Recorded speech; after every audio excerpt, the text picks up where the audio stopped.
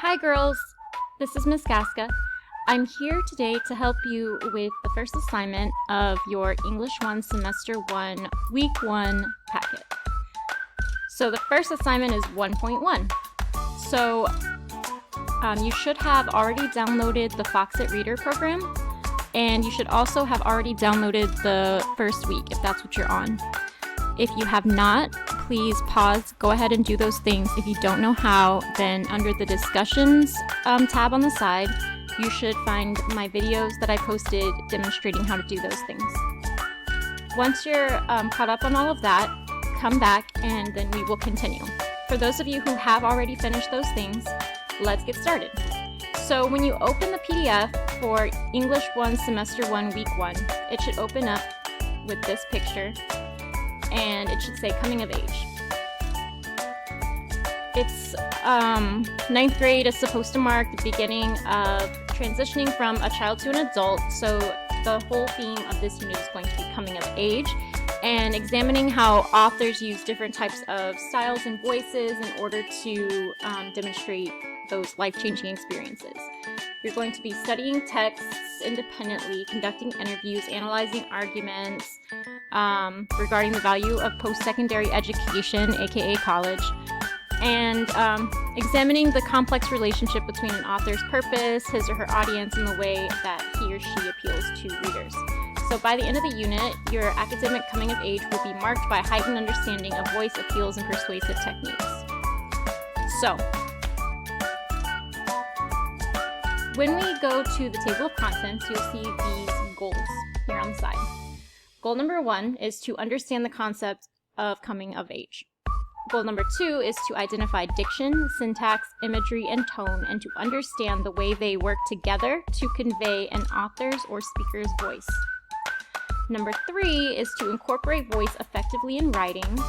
Number 4 is to analyze and use rhetorical appeals and evidence to present an argument to an audience. And the last goal is to support an inference or claim using valid reasoning and relevant and sufficient evidence.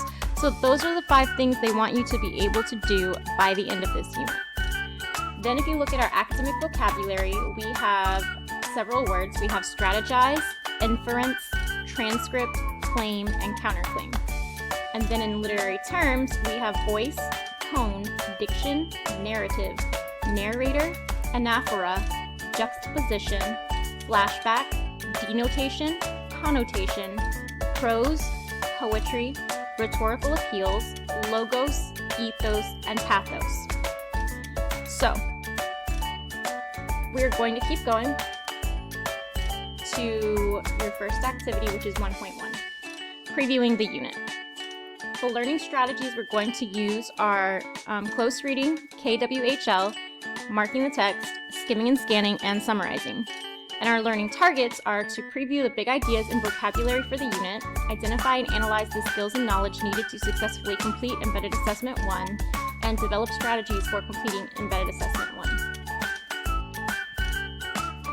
So, making connections. As you read about coming of age, you will learn about voice and style, the characteristics that make a writer's or speaker's work distinctive. You will evaluate texts and make inferences based on textual evidence. Then you will conduct an interview and write an interview narrative in which you capture the voice of the interviewee. So, based on your current knowledge, write answers to these questions in the My Notes space. So that's like the space right over here, and you could use this typewriter tool. Just click in the space you want to write and then start typing. So the first one is, what does it mean to come of age? So a lot of people get really confused about this. Think about what it means to grow up. That's basically what it's asking you. So what kind of things happen as you shift from being a child to being an adult? That's what you would answer number 1 with.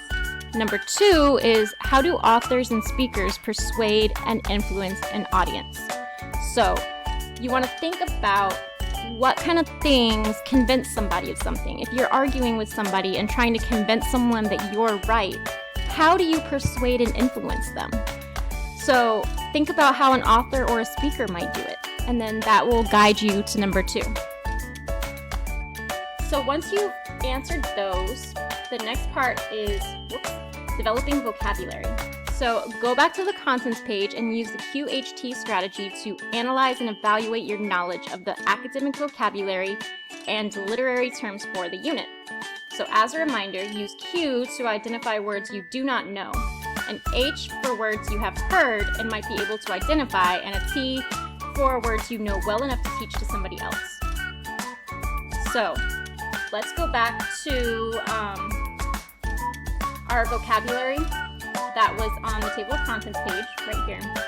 So by each of these, all you have to do is write a Q if it's just a total question mark for you. You have no idea what it means. You're completely clueless, all right?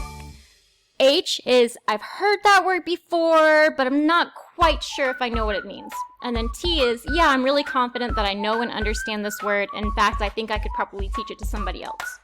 So, for instance, the first word is strategize. I could be like, I know what strategize means pretty well, so I'm going to say T. Now, you don't have to put the same letters that I put. Obviously, the words you know and the words I know are not going to be the same.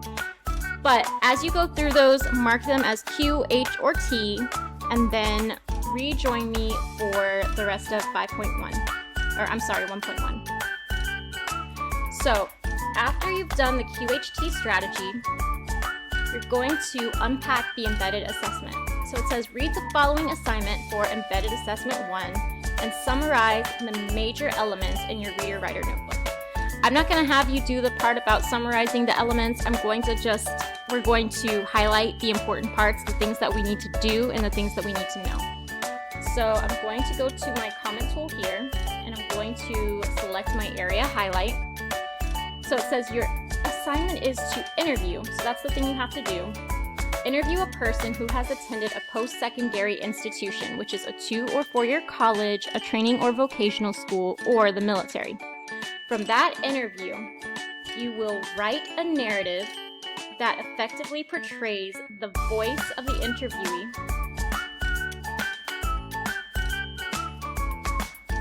while revealing how the experience contributed to his or her coming of age. So, there are several things you'll need to know about this assignment. I'm going to put the question over here. So, to begin with, you're going to need to know, how do you conduct an interview? Meaning, like, what kinds of questions do you ask? How do you know which questions are relevant? Which questions might be considered impolite? Who should you interview? Another thing you're going to need to know is, what is voice? How do I effectively portray somebody's voice? We might want to know, what does it mean to come of age? So there are several things in here that you're going to need to know. So hopefully by the end of this unit, you'll be able to answer those questions and more and be able to complete the embedded assessment. So the next page is for an independent reading plan. It says, reading independently gives you a chance to expand your knowledge about topics that fascinate you while also reinforcing and deepening the learning you are doing in class. Each of the texts you will read and study in this course can help you analyze and understand your independent reading texts in new and enlightening ways. So, all you need to do is select a book and come up with a plan. So I'm going to say ignore these bullet points here, follow these ones instead. So 1, select a book. So it should be a book that is in your age group range. It should also be interesting to you. It should be a little challenging to you. It should